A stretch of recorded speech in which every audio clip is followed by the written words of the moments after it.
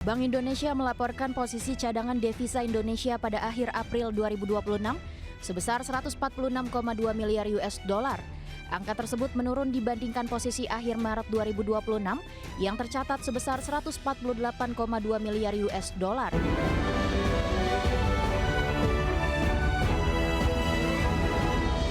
Pemirsa, Bank Indonesia melaporkan posisi cadangan devisa Indonesia pada akhir April 2026 sebesar 146,2 miliar dolar Amerika. Posisi cadangan devisa pada akhir April 2026 setara dengan pembiayaan 5,8 bulan impor dan pembayaran utang luar negeri pemerintah. Bank Indonesia melaporkan posisi cadangan devisa Indonesia pada akhir April 2026 sebesar 146,2 miliar US dollar. Angka tersebut menurun dibandingkan posisi akhir Maret 2026 yang tercatat sebesar 148,2 miliar US dollar. Adapun posisi cadangan devisa pada akhir April 2026 setara dengan pembiayaan 5,8 bulan impor atau 5,6 bulan impor dan pembayaran utang luar negeri pemerintah. Angka tersebut juga jauh di atas standar kecukupan internasional yang berada di kisaran 3 bulan impor. Dalam keterangannya, Direktur Departemen Komunikasi Ramdan Denny Prakoso mengungkapkan, perkembangan tersebut dipengaruhi oleh penerimaan pajak dan jasa, serta penerbitan global bond pemerintah. Di tengah kebutuhan pembayaran utang luar negeri pemerintah dan pelaksanaan kebijakan stabilisasi nilai tukar rupiah. BI menilai level cadangan devisa tersebut mendukung ketahanan ekspor eksternal, sekaligus menjaga stabilitas makroekonomi dan sistem keuangan nasional. Kedepan, BI meyakini ketahanan sektor eksternal Indonesia tetap terjaga. Optimisme tersebut didukung oleh posisi cadangan devisa yang memadai, serta potensi aliran masuk modal asing yang tetap positif. Hal itu sejalan dengan persepsi investor terhadap prospek perekonomian Indonesia dan imbal hasil investasi domestik yang masih menarik. Jakarta, Tim Liputan IDX Channel.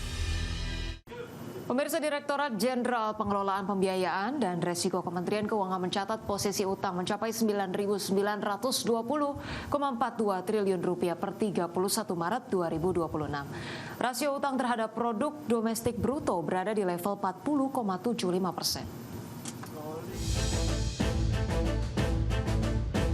Direktorat Jenderal Pengelolaan Pembiayaan dan Risiko Kementerian Keuangan mencatat posisi utang mencapai 9.920,42 triliun rupiah per 31 Maret 2026. Dari total tersebut, mayoritas utang masih berasal dari penerbitan surat berharga negara yang mencapai 8.652,89 triliun rupiah atau sekitar 87,22% dari total utang pemerintah.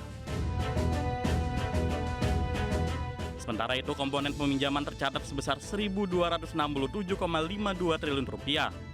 Data tersebut menunjukkan struktur pembiayaan pemerintah masih bertumpu pada instrumen pasar keuangan domestik melalui penerbitan obligasi negara.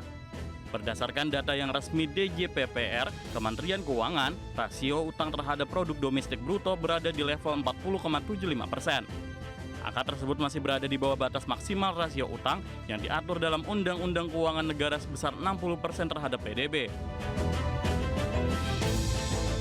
Pemerintah menyatakan pengelolaan utang dilakukan secara cermat dan terukur untuk mencapai portofolio utang yang optimal sekaligus mendukung pengembangan pasar keuangan domestik. Jakarta, Tim Liputan IDX Channel. Pengamat ekonomi dari KOR Indonesia menyoroti utang pemerintah yang naik menjadi 9.920 triliun rupiah hingga Maret 2026. Hal ini disebutkan akan semakin membebani khususnya beban bunga utang pemerintah. Jumlah utang pemerintah kembali bertambah pada kuartal pertama 2026, di mana hingga akhir Maret 2026 mencapai 9.920 triliun rupiah. Jumlah tersebut setara dengan 40,75% terhadap produk domestik bruto. Pengamat ekonomi dari KOR Indonesia Yusuf Randy Manilet menyebutkan utang pemerintah akan memberikan konsekuensi terhadap peningkatan bunga utang.